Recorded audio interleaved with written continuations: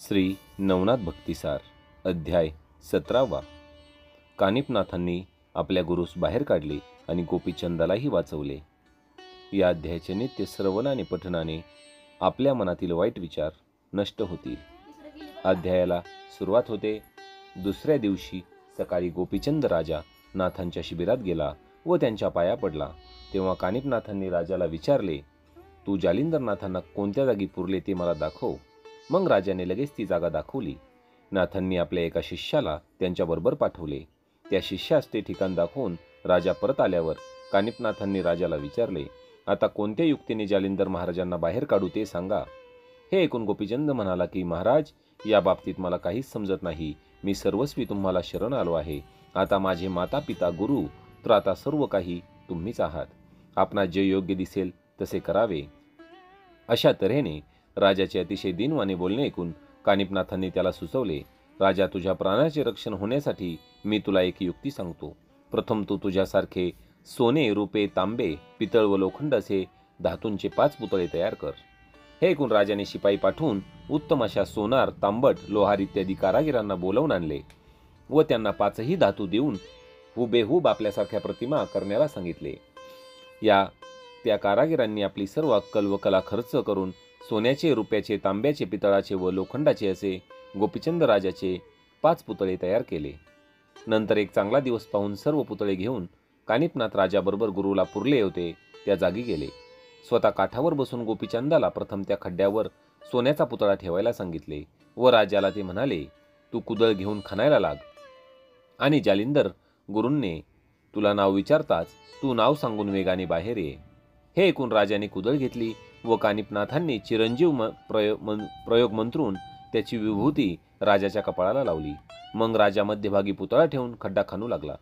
त्याबरोबर आतून आवाज आला, खड्ड्यावर जो कोणी घाव घालत आहे त्याने आपले नाव सांगावे।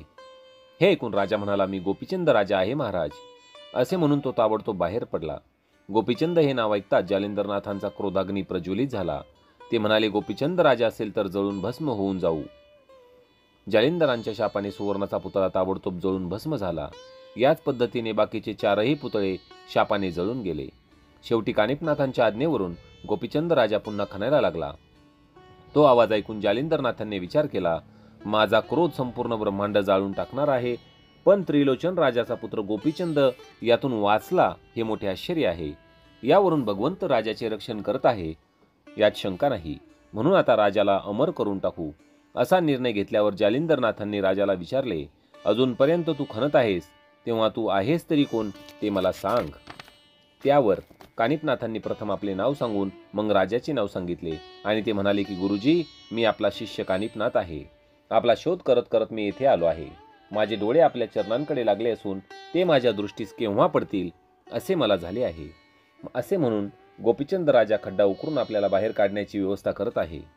आपल्या शिष्याचे हे बोलणे ऐकून आतून जालिंदरनाथ म्हणाले की गोपीचंद राजा अजूनपर्यंत जिवंत राहिला आहे तर तो अमर होऊन जाऊ दे। असा आशीर्वाद देऊन जमीन खणण्याची त्यांनी आज्ञा केली। खड्ड्यास बरेच दिवस झाल्यामुळे जमीन घट्ट होऊन गेली होती। राजाने मजूर आणून उकरायला प्रारंभ केला। मजुरांच्या घावामुळे मोठे आवाज झाले। तेव्हा आतून शब्द आले, तुम्ही आता खणू नका, स्वस्थ रहा। मग जालिंदरनाथांनी शक्रास्त्र जपून वज्रास्त्र काढून घेतले। त्याबरोबर माती बाजूला होऊन जालिंदरनाथ वर आले। नंतर गुरु शिष्यांची भेट झाली। तेव्हा कानिपनाथांचा कंठ भरून आला व त्यांच्या डोळ्यातून अश्रू गळू लागले। मग जालिंदरनाथ बाहेर आले व उभयंता गुरु शिष्य कडाडून भेटले। जालिंदरनाथ आपल्या शिष्याला पोटाशी धरून म्हणाले, या प्रसंगी तू येथे होतास म्हणून राजा वाचला। गोपीचंद राजाने जालिंदरनाथांच्या पायावर मस्तक ठेवले तेव्हा त्यांनी त्याला उठवून त्यांच्या मस्तकावर आपला वरदहस्त ठेवला आणि आशीर्वाद दिला, प्रलय अग्नीतून तू वाचला आहेस। आता चंद्र सूर्य आहेत तोपर्यंत तू या पृथ्वीवर राहा। नंतर मैनावती मोठ्या भक्तिभावाने आपल्या गुरूंच्या पाया पडली व म्हणाली, महाराज, बालकाची आई नाहीशी व्हावी किंवा लोभ्याचा द्रव्य ठेवा हरल्यावर किंवा आंधळ्याची काठी नाहीशी झाल्यावर त्याला जशी हुरहुर लागते त्याप्रमाणे गेली 11 वर्ष माझी दशा झाली होती। याप्रमाणे ती बोलत असताना एकीकडे तिच्या डोळ्यातून पाण्याच्या धारा लागल्या होत्या। हे पाहून जालिंदरनाथांनी आपल्या हाताने तिचे डोळे पुसून तिचे समाधान केले। नंतर गोपीचंदाला प्रेमाने जवळ घेऊन जालिंदरनाथ त्यांना म्हणाले की तुझ्या मनात जी इच्छा असेल ती माग, मी देण्यास तयार आहे। तुला राजवैभव उपभोगायचे आहे की योगमार्ग पत्करायचा आहे ते सांग। मी तुझ्या इच्छेनुसार मागशील ते देण्यास तयार आहे. मी तुला अमर केले आहे, पण लक्षात ठेव, राजवैभव चिरंतर नसते, मृगजळाप्रमाणे असते. हे जेवढे वैभव दिसत आहे तेवढे नाशिवंत आहे. अशा तऱ्हेने उपदेश करून गोपीचंदास विचार करण्यास सांगितले.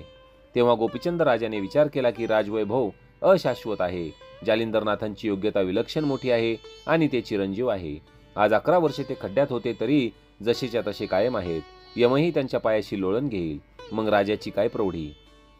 तर आता आपणही असे अप्रतिम वैराग्य वैभव साध्य करून घ्यावे. हाच मार्ग खरोखरच उत्कृष्ट होय. अशा तऱ्हेने मनाचा पूर्ण निग्रह करून ते जालिंदरनाथांना म्हणाले की पदार्थ जसा अग्नीचा स्पर्श झाल्याने झगझगीत होतो तसे आता मला तुमच्यासारखे करा. त्यांचा निश्चय पाहून जालिंदरनाथांनी त्यांची पाठ थोपटून त्यांना शाबासकी दिली. मग आपला वरदहस्त त्यांच्या मस्तकावर ठेवून कृपादृष्टीने त्यांचा सर्व देह अवलोकन केला आणि कानात मंत्रोपदेश करून त्यांचे समाधान केले. आता राजाला संसारातील सर्व गोष्टी अशाश्वत व नाशवंत दिसू लागल्या. मग राजाने वडाचा चीक काढून केसांच्या जटा केल्या, कोपीन परिधान केली, कानात मुद्रा घातल्या, शैली कंठ अंगावर घेतली, शिंगी वाजवली, कुबडी फावडी सर्व हातात घेऊन ते पूर्ण नाथपंथी झाले. तसेच भस्माची जोळी काखेत व भिक्षेची जोळी हातात घेतली. इकडे गोपीचंद राजा बैरागी झाल्याची बातमी गावातील लोकांना आणि अंतःपुरातील राजश्रियांना समजल्यावर सगळीकडे रडारड सुरू झाली. जालिंदरनाथांनी राजाला तपश्चर्येला जायला सांगितले. त्यावेळी त्याने राजाला उपदेश केला की आपल्या 1800 स्त्रियांकडे भिक्षा मागायला जा. भिक्षा मागताना शिंगी वाजवावी, माई भिक्षा घाल असे म्हणावे. अशा तऱ्हेने भिक्षेच्या निमित्ताने स्त्रियांची भेट घेऊन तपासाठी जा. मग गुरुची आज्ञा शिरसावंद्य मानून गोपीचंद राजा स्त्रियांकडे भिक्षा मागायला निघाला. राजाला त्या स्थितीत पाहून त्यांच्या स्त्रियांना दुःखाला आणखीच भरते आले. त्यावेळी त्यांना इतके रडू आले की कल्लोळचा आवाज ब्रह्मांडावर आदळला. राजाचे गुण व स्वरूप आठवून त्या पुन्हा शोक करू लागल्या. मुख्य राणी लुमावती व दुसऱ्या चंपिका कारंती अशा सर्व स्त्रियांनी एकी मागून एक जवळ येऊन राजाला वेढा घातला. त्या सर्वजणी राजाची प्रार्थना करू लागल्या. ईश्वर इच्छेने जे व्हायचे ते झाले, पण आता तुम्ही येथेच राहून योगमार्ग चालवा, कोठे लांब जाऊ नका. आम्ही विषय सुखासाठी आपल्याला त्रास देणार नाही, केवळ तुमच्याकडे पाहून आनंद मानू. तुम्हाला तेथे झोपडी बांधून देऊ, तेथे खुशाल राहावे. आम्ही सर्वजणी सेवा चाकरी करून दिवस सुखाने काढू. राजाला स्त्रियांनी तेथे राहण्याबद्दल फार आग्रह केला, पण राजाला या गोष्टीचा राग आला. त्याने त्यांच्या म्हणण्याकडे अजिबात लक्ष दिले नाही. उलट त्यांचा धिक्कार करून त्यांना दूर निघून जायला सांगितले. परंतु मोहाने गोवून टाकल्यामुळे त्या स्त्रियांना राजापासून दूर जावे ना. त्या म्हणाल्या, पतिराज, अरण्यात आपण एकटेच राहावे लागेल आपल्याला. तेव्हा तुम्ही तिथे तुमच्याशी कोण गप्पा मारणार. यावर राजा म्हणाला, तेथे शिंगी कुबडी ह्या माझ्याशी गप्पा करतील. राण्यांनी असेच अनेक प्रश्न विचारून राजाला भांडावून सोडले. तेव्हा राजा म्हणाला, जमिनीचे आसन व आकाशाचे पांघरून मला भरपूर झाले. कुबडी व फावडी या माझ्या दोन्ही बाजूला निसतील. धुनी पेटवून थंडीचे निवारण मी करेल. व्याघ्रासनावर वज्रासन घालून बसल्यावर अनंत पुरुष, बायका व मुले तेथे सेवा करायला असतील. कोपीन फाटल्यावर इंद्रिय दमनाचा कासोटा घालील. जर अंगावरची कंथा फाटली तर योग आचरून दिव्य कंथा परिधान करेल. सगुण निर्गुण या दोन्ही शिंगी व कुबडी कधीच फुटायच्या नाहीत. आगम निगम यांच्या तारा त्यांना पक्के आहेत, त्या कधीही तुटायच्या नाहीत. कुबडी फावडी जीर्ण झाल्यावर खेचरी भूचरी या दोन आदेश विधेय दोन्हींकडे प्रकाशित राहतील व मीही तन्मय होऊन निरंजनी लक्ष ठेवून स्वस्थ निजेल. शेवटी मोक्ष मुक्ती ह्या शैलींची मी भूषण मिरवेल. अशा तऱ्हेने बराच संवाद झाल्यावर राजाने माई भिक्षा घाल असे जेव्हा म्हटले, तेव्हा मोहामुळे त्या मिठी घालायला जवळ येऊ लागल्या. हे पाहून राजाने त्यांच्यावर कुबडी उगारली. हे पाहून मैनावती लगेच शिजवलेले अन्न घेऊन आली आणि म्हणाली, नाथा, ही भिक्षा घे. मग गोपीचंद झोळीत भिक्षा घेऊन मातोश्रीच्या पायावर डोके ठेवून जालिंदरनाथांकडे आला व झालेला सर्व वृत्तांत त्यांना सांगितला. मागून ताबडतोब मैनावती आली. तिनेही तसेच सांगितले. मग 3 दिवस राजाला जवळ ठेवून गुरूंनी त्याला खूप उपदेश केला. शेवटी राजाला तप करण्यासाठी बद्रिकाश्रमाला जाऊन तेथे लोखंडाच्या काट्यावर अंगठा ठेवून 12 वर्ष तप करण्याची आज्ञा दिली. गोपीचंद राजा आज्ञेनुसार तपाला निघाला. त्यावेळी राजाला पोहोचवायला कानिपनाथ, जालिंदरनाथ व प्रधान वगैरे लहान थोर पुष्कळ मंडळी कोसभर गेली. राजा गेल्यावर सर्व नगर शोकसागरात बुडून गेले होते. राजाला लुमावतीपासून एक मुलगा होता. त्याचे नाव मुक्तचंद. त्याला गोपीचंदाच्या राजसिंहासनावर लोकांनी बसवले.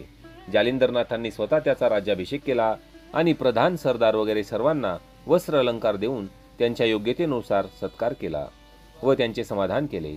मग अंतःपुरात जाऊन सर्व स्त्रियांना मैनावतीजवळ समाधानाने राहायला सांगितले. नंतर कानिपनाथ व त्यांचे शिष्य यांच्यासह जालिंदरनाथ 6 महिने तेथे राहिले. त्यांनी आपल्या देखरेखीखाली त्या सर्व राज्याची नीट व्यवस्था लावून दिली. उर्वरित कथा श्रोते व पुढची नवनाथ भक्तिसारच्या अध्याय 18 मध्ये अलख निरंजन आदेश.